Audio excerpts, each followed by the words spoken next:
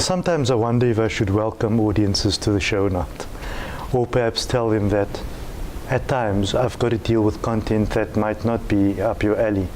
The point is that recently Nikki Botha came onto my show. We spoke about the Yulin Dog Festival. We had mixed responses from our audiences, and that was, some were sitting back saying I shouldn't have watched the show. Others sat back saying, what on earth is going on? But we had lots of reactions. The issue is that I can sit on a show talking day and night about things that make you feel good. But would I be serving the purpose that I need to? I'm not certain. So at times, I've got to invite Nikki Botha back, and she's back because the issue of animal abuse is bigger and larger than you think it is. When I come back, we talk about a specific facet. Nikki comes back on numerous episodes to talk about the abuse of animals.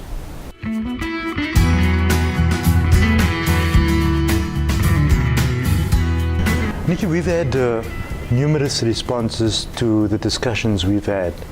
In actual fact, from discussions in Kenya on my visit there, people dissected the program, spoke about the content, which I was very surprised at, and I think it's about that. What they thought about us displaying the visuals was in two parts, I suppose. Some people felt that a bit hectic, others felt that good thing. But the issue was that we discussed what we put on air, and the fact that we created discussion was more important to me. It's about creating discussion. We go along every day living our lives as if these things don't happen. That's more dangerous to me, the silence. We're going to discuss a few aspects of animal abuse in a few parts. What are we starting with today? Today we are starting with animals and human behavior and how animal abuse influences human behavior as a whole. So we're basically starting from the beginning. We are. Because it is about how our behavior translates and how we reach certain behaviors. They say that sometimes for us to understand why people behave a certain way, we need to understand why. It's not what people do at times, it's why they do it. And I think we want to get to that aspect at the same time. But I'm going to open up the floor to you. Where do we start this discussion? I think first of all, we start this discussion by thanking you very, very much for airing that very controversial topic on the last show, because it is a dialogue that is desperately needed. You know, so many people just dismiss animal abuse either as a non-thing, it's not that serious, or other people just knee-jerk and then they forget about it. Animal abuse, the way we treat animals, speak to the very moral fiber of our society, and it also influences the way that we treat each other as humans. So it's not just a case about kicking a dog or neglecting a cat or slaughtering a pig or eating any animal or doing injustice by animals. This is how it directly influences us as humans and our behavior towards each other. Now, Nikki, I want to go down deep into that part, because I think that when I listen to people and I try to understand what they're doing, I think that that's the connect and disconnect that many people cannot make. They don't understand the link between animal abuse and human behavior. So I would like to dissect that further down so that we know that we have the premise of this discussion out of the way first. What is the link there in your view? The link is very, very simple. The way that we treat animals spill over into the way that we treat humans. Violence towards animals escalate in violence towards humans. For instance, the FBI, one of the, when they look at criminal trends or future criminal trends, one of the very first precursors they look at is, did the person abuse animals either from childhood or any point in their life? If you look at domestic violence, one of the first things they look at was the violence towards their pet.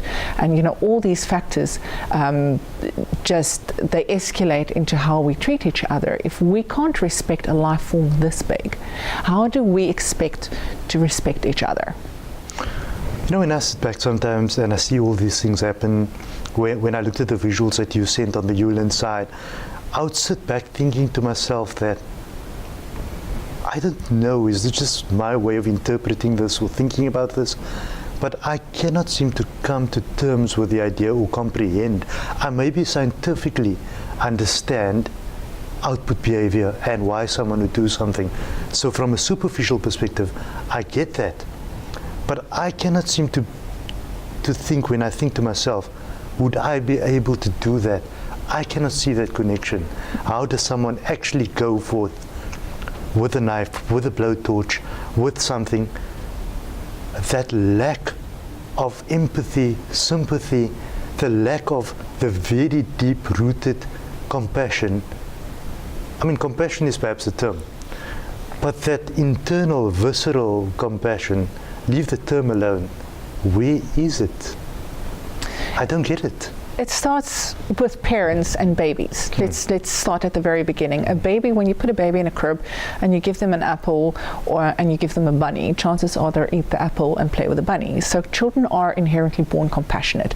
Now there's a bigger debate in terms of nature versus nurture, etc., etc. But if we go down to the real basics and make it very, very simple, most children, when they are born, they are compassionate. They have compassion towards animals until we teach them otherwise. You know, one of the first things that we do when we wean a baby off breast milk is we wean them onto pureed vegetables, which is great, but then it goes further. We start feeding them the corpses of dead animals, products of violence, and so the desensitization starts. I like the way you put that.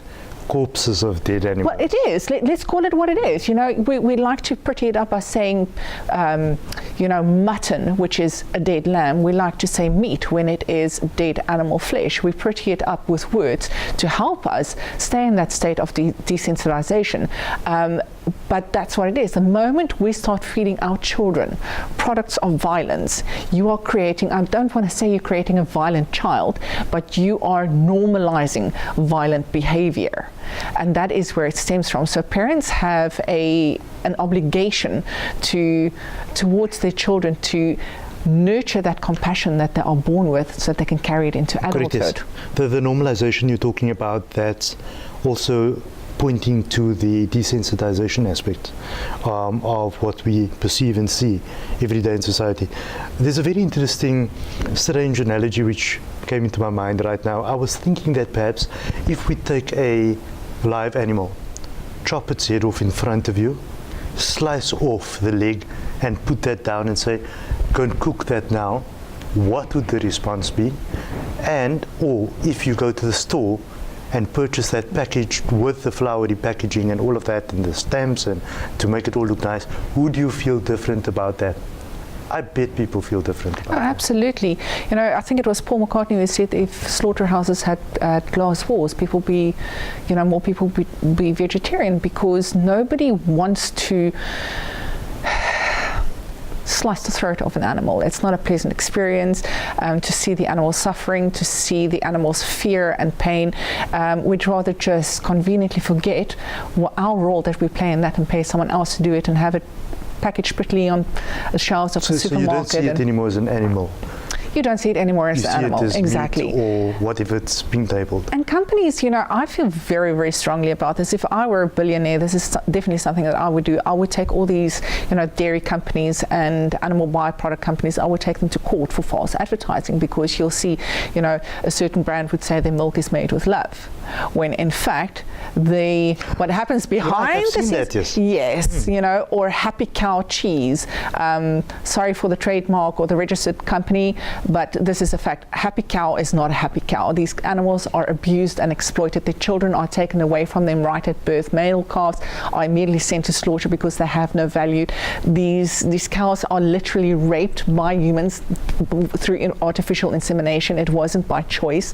And then they give you this little packaged cheese saying Happy Cow or made with love. With a smiley cow. Exactly. There's an animated one standing on the side. There's an abattoir whose truck has got like a picture of Table Mountain and like little hearts and a happy chicken, and I'm just thinking nothing could be further from the truth. And what you are doing is you're lying to consumers. If these companies were honest about their product, they'd go bankrupt. If they advertised honestly about their product, they'd go bankrupt. And you have to ask yourself why, because most people will not condone what is happening. Well, it's the same as the pharmaceutical companies. 10 problems with every medication that you take, and we just keep you in the cycle, that's all. But Nikki, going back to the aspect of the human behavior. So we see a transgression starting, and you started now with the early stages of life, perhaps as far as back as what we call the phallic stages, attachment stages, all of that. You're talking about little toys, you're talking about the apple. I find that very interesting, especially that particular analogy. So you're really saying that it started there.